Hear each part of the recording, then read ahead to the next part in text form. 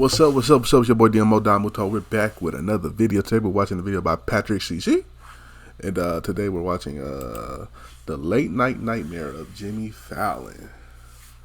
What the fuck? Nightmare? What Jimmy Fallon do, man? You know what I'm saying? I used to watch his clips all the time. I never watched it live, but I used to watch clips from the Jimmy Fallon show when he interviews somebody I like or a celebrity I like and shit. So what's going on, man? So, you know what I'm saying? Let's get into it. There's an undeniable sincerity that emanates from Jimmy Fallon. He's not just a talk show Jimmy host. Fallon, He's a friend he's known for years, inviting you into his world with open arms. Since his late night debut in 2009, Jimmy has almost unanimously been loved by fans and celebrities, but not anymore. The people closest to Jimmy, the ones he relies on the most, have come forward to reveal that his actual character behind the scenes is the total opposite of lovable and genuine. Erratic behavior, outbursts, intimidation, avoid eye contact. Nobody told Jimmy no. These quotes don't sound like the unapologetically joyful Tonight Show host we know, but these revelations might not be shocking to some. As many people have speculated, Jimmy's nice guy persona is entirely fake. More specifically, his fake laugh. You can't Jimmy.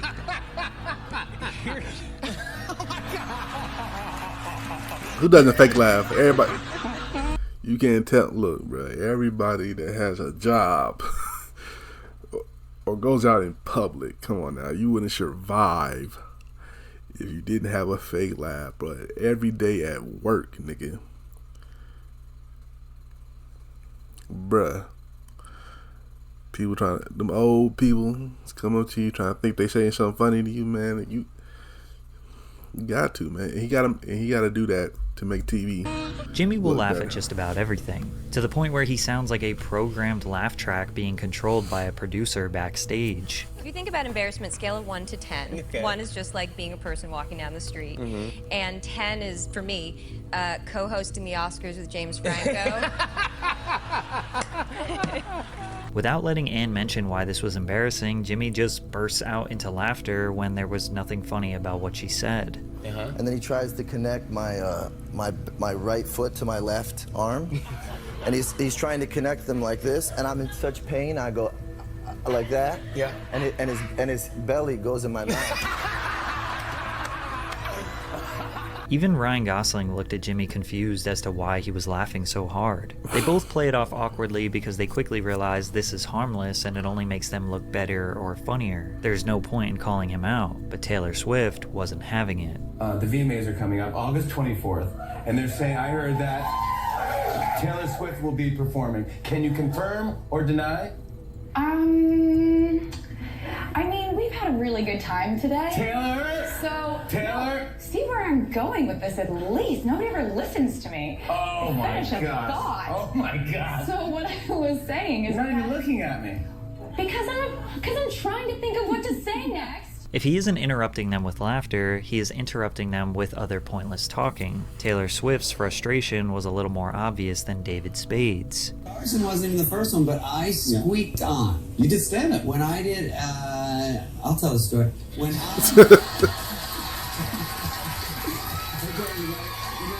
David just gave him a little jab, and Jimmy knew he was wrong for interrupting the comedian, so he tried to make Dave look like the bad guy and walk off. This wasn't the first time Jimmy walked off set to avoid an awkward situation that he caused. No, it's about how you can beat a human being down to... Don't tell anyone. It's okay. Let him just see the movie. Or not. Or not. You know what the movie's about, kind of, right? Yeah, so you don't need me. You don't need me. No, do it. You don't need me. No one needs me. It's fine. Okay. Let's go. No, come back. Come on, man. This is a safe way to play off his awkward interruptions because no host would ever walk off their own show for a tiny error. Often it seems like Jimmy has nothing substantial to add to the conversation but feels the need to interrupt or explode with laughter. The internet has memed Jimmy's antics into oblivion. While some say he has a huge ego and wants more spotlight for himself, it seems like he does this to maintain control. He fears dead air, a boring story, or an unfunny joke, so he jabs his way into the conversation with quick jokes or laughs in an attempt to make sure the audience is engaged, but then it ends up doing the opposite. I mean, every time a guest is talking, he leans in, stares at them intensely, maybe reaches his arm out, and is waiting for a split second to interrupt to make sure you are entertained. The The other thing that agitates people is how he showers every single guest with compliments. You're my favorite, we love you, it's my favorite movie, my favorite album, as if celebrities need That's a good host right there. Jimmy's defenders think all this controversy is ridiculous. Should he not laugh? Just sit there and be awkward? His show is supposed to be fun. He just wants his guests to be relaxed and confident in front of a live audience. This can definitely explain his overreactions to guests winning his minigames. Sounds like a poodle. Yeah. A labradoodle. Now, it seems ridiculous to nitpick this from Jimmy because fake reactions have been a crucial part of TV and YouTube forever. David Dobrik, KSI, and Joe Rogan have been large contributors to the fake laughter, fake reaction. I don't fake reactions over here. Okay, and if you think there is, it's very like. Maybe, I don't know. I might have faked a reaction. I do agree with a lot of what he says. Jimmy is a people pleaser and just wants to make everyone comfortable, bless his heart. That laugh does the opposite to me. It feels like he's hiding something. And Jimmy may be hiding something, a lifetime of alcoholism. And the reason he began drinking may shock you. But first, a word from our sponsor, Underdog Fantasy. I mean, good shout out to the easiest place to play fantasy sports. Get in on the NFL action with their pick'em game. Easiest way to make money on Underdog, so sign up with code PatrickCC today to take advantage and win some money. As a teenager, Jimmy was obsessed with Saturday Night Live. The program had been running for nearly 2 decades, and Jimmy was fully immersed, insisting on watching the program alone in pure silence because he hated unnecessary commentary from others. Although he could only see the clean parts his parents taped for him, Jimmy didn't miss a single sketch or punchline and remained devoted to learning as much as possible. Ironically, his parents didn't want him watching adult humor sketches, but they would let him drink alcohol while watching. As long as I wasn't doing anything at night, I'd just sit by myself and I would have a 6-pack of Pabst. I don't know if I made it all the way through the 6, but I'd just sit there and watch the show and tape it. He and his sister Gloria reenacted sketches with friends before Jimmy discovered a talent for impressions, often impersonating actor James Cagney and comedian Dana Carvey. I was one of those kids who, if I hung around another kid for an hour, I was that kid. Fallon said, it was weird. I'd come home and I'd do his type of humor, his type of mannerisms, and my mom would say, okay Joey, you want dinner now? Because I'd be acting like Joey Gonzalez. From a young age, Jimmy was an imitator, instinctively copying and mimicking things that he thought were funny instead of having the drive to produce his own material, which was an early sign of being the perfect late-night television host. Through hours of meticulously studying various comedy and musical routines, Fallon continued working on his craft and established himself as a performer at Saugerties High School, appearing in most stage productions. It was a rush. I think it was the rush of getting a reaction. Maybe it's acceptance. Maybe it's a thing where you're pleasing somebody. I want to be friends with everybody. And if you make a joke and everyone laughs, you're like, that's it, I scored. That's what I thought making a friend was. You just feel like people liked you. So maybe it was that, acceptance. It seems like Jimmy's people-pleaser mentality has been in full effect since his youth. His obsession with Saturday Night Live carried on throughout his time at St. Rose College in New York, skipping parties and events so that he could watch SNL as it aired. Fallon lived for the weekends when he would regularly board buses from his aunt's house in Fort Hamilton to perform stand-up comedy sets at Caroline's on Broadway and Times Square. On stage is where Jimmy felt most at home, and his urge to make audiences laugh couldn't be ignored as he dropped out of college in 1995 to move to Los Angeles, California to pursue comedy full-time. He secured a manager who got him very minor roles in comedy films like Father's Day and television sitcoms like Spin City, but it didn't matter because his dream wasn't to become an actor. Jimmy remained fixated on joining Saturday Night Live. After 2 years of working on his sketch comedy and improv skills with the Groundlings, he took a leap of faith and auditioned for SNL, but bombed. This career setback could have killed his dreams as a comedian altogether, but his obsession with SNL wouldn't let him give up. When he landed a small role on a Warner Brothers sitcom, Fallon negotiated a clause in his contract that would release him if he got on SNL. The producers agreed only because they thought it would never happen. This was my ultimate goal. If I ever cut into a birthday cake and made a wish, I would wish to be on SNL. If I threw a coin into a fountain, I would wish to be on SNL. Damn, if I saw manifesting. a shooting star, I would wish to be on SNL.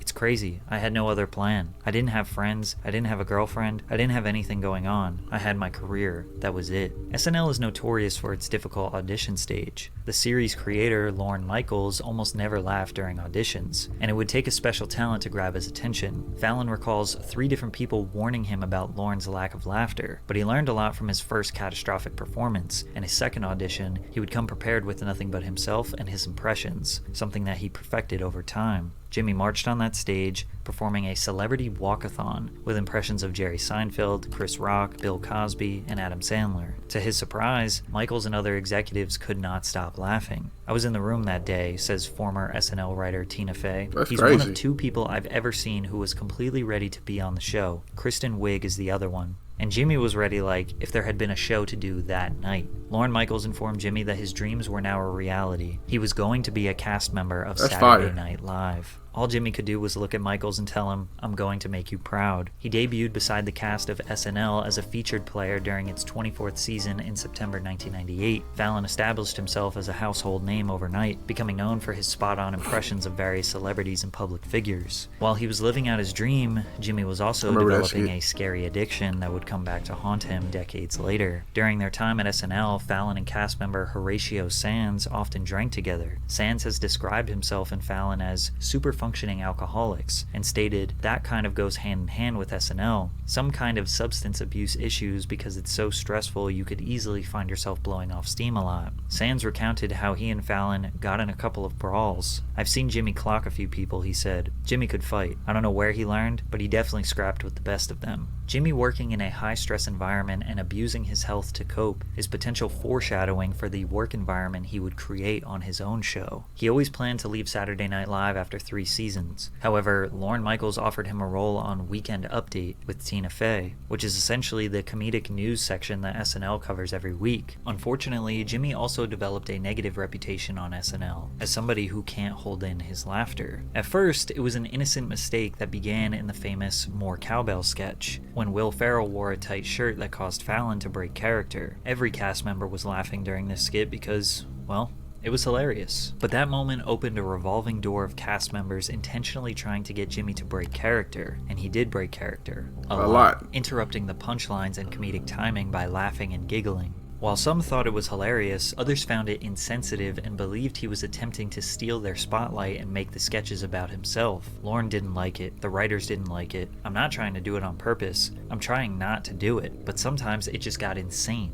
I couldn't hold it in. It was just so much fun. SNL has always tried to maintain the best of the best when it comes to comedic talent. Comedians laughing at their own jokes can sometimes be seen as unprofessional. In 2004, Jimmy decided to leave SNL and move into traditional acting. He signed a 2-movie deal with 20th Century Fox with the hopes of becoming a prominent star in the industry. The first was a lead role in the 2004 action comedy Taxi, alongside then rapper turned actor Queen Latifah. The other was the 2005 romantic comedy Fever Pitch, alongside Drew Barrymore. Both films received mixed reviews and had decent box office performance, but were not the first impression Jimmy Fallon wanted. With back-to-back disappointments, film offers rapidly decreased as studio executives grew hesitant to feature Fallon in future projects. He experienced what he has deemed a lost period, characterized by a larger-than-usual alcohol consumption and uncertainty about his future career choices. "I was probably drinking more than I should have been drinking," he confessed. "It wasn't like sitting and watching old tapes of me on SNL with the screen flickering in front of me.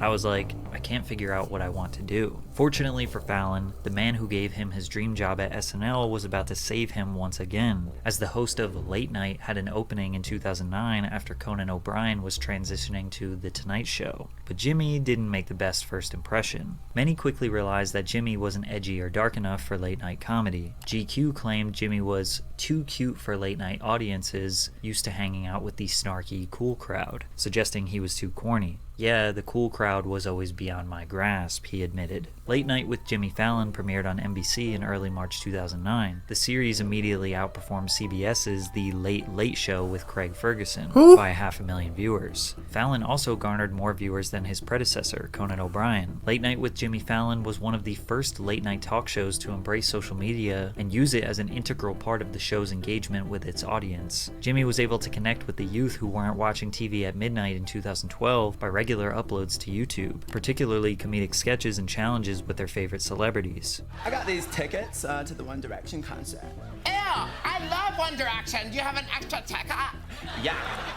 Many of these videos amassed millions of views, but it was nothing compared to the dominance he would have on The Tonight Show. In early 2014, Jimmy Fallon transitioned to NBC's The Tonight Show, where he had big shoes to fill. From Steve Allen to Jack Parr, to the iconic Johnny Carson, who stamped the show's legacy for 30 years, then Jay Leno and Conan O'Brien, it was now Jimmy's job to lead the most popular late-night show of all time. He debuted to a staggering 11.3 million viewers, and despite all the alleged fake laughing, overreactions, interruptions, and being too corny, he dominated late-night television. The show averaged 3 to 4 million live concurrent viewers throughout the years, but also embraced social media with their YouTube channel that has amassed 30 million subscribers, with multiple videos and the hundreds of millions of views. A lot of Jimmy's segments mimic the format of YouTube challenges. Many of you have never even watched Late Night, but have seen tons of The Tonight Show's YouTube segments, such as Lip Sync Battle, Musical Impressions, and Egg Russian Roulette, where he and his guests would engage in playful competitions resulting in funny and often viral moments. His comedic sketches and style often mimicked SNL because of his obsession and Lorne Michaels' production. Jimmy is like the personification of a golden retriever,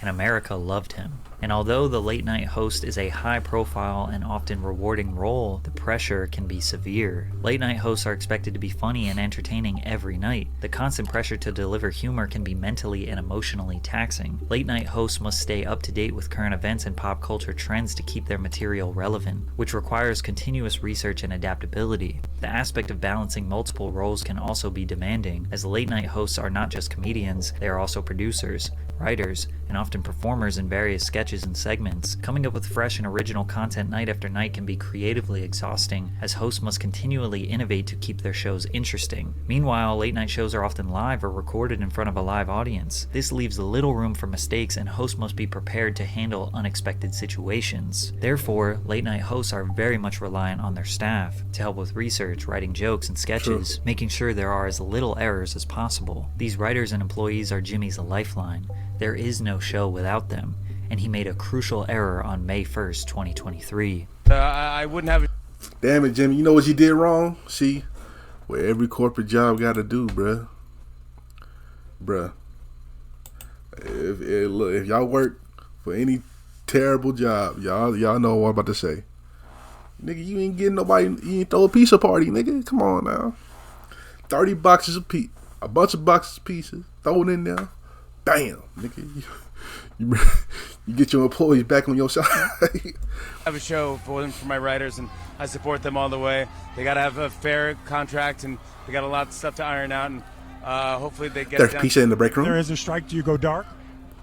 If there's a strike, yeah, I think we will. Yeah, I think we'll go dark. Whatever I can do to support the guild. I am actually in the Writers Guild as well, so. Yeah, I couldn't do the show without them, and I support my whole staff. Although Jimmy says he will support his writers no matter what, his staff says otherwise. As one of his employees took to Twitter to write, "He wasn't even at the meeting this morning to tell us we won't get paid after this week. Jimmy Fallon, please support your staff. Had fun bowling with you last week, but a party won't pay my rent." I'm sure many of you have heard about the 5-month-long writers' strike in Hollywood that just ended, and the reason for the strike is quite simple. The Writers Guild of America is the joint efforts of 2 different American labor unions representing thousands of writers in film, television, radio, and online media. Writers are the backbone of Jimmy Fallon and all of Hollywood's content. Without them, there are no jokes, no scripts, no stories, nothing. Yet somehow, they are the least compensated, with most of them earning below the poverty line in salary. Writers make a bulk of their earnings through residuals, which is a percentage that gets paid out to them every time a movie or show is streamed or syndicated in the future. But Hollywood executives restructured the industry during the streaming era, so these writers get basically nothing after the content is uploaded. And the studios are profiting tens of billions, while the people who are actually creating the ideas from scratch are on food stamps. So Jimmy saying he supports his staff no matter what, but not increasing their salaries to a livable wage, had them pretty pissed off, which led to a Rolling Stone article that contacted over 50 Tonight Show employees revealing what Jimmy is really like behind the scenes. Although many praised Fallon for his immense talent and comedic gifts, nobody spoke on record or had positive things to say about working on The Tonight Show. Interestingly enough, 3 employees who originally worked on Late Night claim a dramatic and ugly shift in working environment occurred once they transitioned to The Tonight Show. People that worked under them felt this pressure that if you made one mistake, You were gone and would be easily replaced. From 2014 to 2022, there were 9 different showrunners. This constant change in leadership gradually created a chaotic atmosphere among staffers who expressed their loss in faith in senior leadership. Nobody told Jimmy no. Everybody walked on eggshells, especially showrunners. Another former employee says, "You never know what Jimmy you were going to get, and when he was going to throw a hissy fit." They described Jimmy's temperament, mood, and treatment of staffers as erratic. They suggested Jimmy Fallon was unpredictable, having witnessed him snap at crew members over the smallest things. They also claimed Fallon occasionally berated and belittled staffers out of frustration. 3 former employees said that he berated them in front of other colleagues and crew members. It was like, if Jimmy's in a bad mood, everyone's day is fucked. When something was wrong, we all knew how to behave afterwards, which was just sort of avoid eye contact and don't make another mistake. The article then dives into Jimmy's SNL skit in 2000 where he did an impression of Chris Rock while doing blackface. Jimmy apologized for this skit that resurfaced in 2020, and the article followed up this information with an employee alleging that the staff tried to sweep this controversy under the rug. A black employee claims that showrunner Granite Benderman kept asking them, "What is going on with your hair?" trying to paint the picture of a racist environment behind the scenes at The Tonight Show. Employees claim that they experienced deteriorating health effects due to the environment, hair thinning, extreme weight loss. Mentally, I was in the lowest place of my life. I didn't want to live anymore. One longtime employee says they never reported their issues to HR because early on in their tenure at the show, they saw colleagues of theirs attempt to speak to human resources representatives and subsequently got fired from the show. Damn. They don't protect us, the former staffer says. They don't do anything for us. Many of you watching have probably worked in a toxic environment and have experienced similar ramifications as these employees alleged, so you can easily see this being a reality for Jimmy's show. Others speculated that this is nothing more than a hit piece. Many think that Jimmy's short temper, erratic behavior, and need for nothing less than perfection is standard for someone putting on a show for millions and millions of people. They think most of the worst allegations are against the showrunners, and Jimmy has to take the blame since he is the boss. Most people wonder why someone wouldn't just get a new job if it was so bad. Then again, Jimmy did come from SNL, which was one of the most high-stress work environments that led to multiple employees suffering from substance abuse issues. So it's not that hard to believe that he could have created a similar environment thinking it's just show business. However, after Rolling Stone published the article, Fallon apologized to staff members in a Zoom call. "It's embarrassing, and I feel so bad," Fallon said, according to 2 people who were on the call. "Sorry if I embarrassed you and your family and friends. I feel so bad I can't even tell you." We don't have the full apology, so we don't know if Jimmy is accepting blame for all of these allegations, for just a few, or if he is just following the command of his PR team to avoid the same outcome as Ellen. I don't know, man. I got mixed opinions on like work environment, stressful work environment. Like I said, like you said in the video, like you making a show that is being viewed by millions of people. Damn near 5 nights a week? 'Cause I don't think it shows on weekends. So I'm pretty sure the stress is going to be up there. So trying to be, bring out the best show for people, you got to have a high stress environment. Like there, you can't be cool about that. You know what I'm saying? Because millions of people is watching your show. You can't be sloppy with it. You know what I'm saying? You gotta. If it's not perfection, you gotta be close as possibly can. And nothing is perfect. You know what I'm saying? So that's how life works. You know what I'm saying? So, but then again, I do agree that to a certain point, if your staffers are trying as hard as they can, you can't mistakes is going to happen. You can't overreact.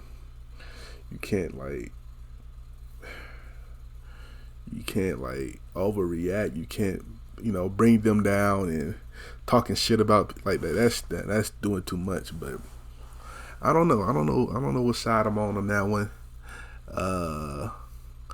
Like if Jimmy Fallon is a fucking tirade, I can see why he has to be. 'Cause look, bro, Jimmy Fallon said y'all ain't fucking up my money. You know what I'm saying? And then again, I do agree with the staffers. It's like, yeah, I ain't trying to fuck up your money, but nigga, we still like it's stressful, So whatever. Let me know what y'all know. Let me know how y'all feel down below about this, man. And you like my reaction, so like, comment, subscribe, and I'll catch you next time. See, peace of party. I'm telling you.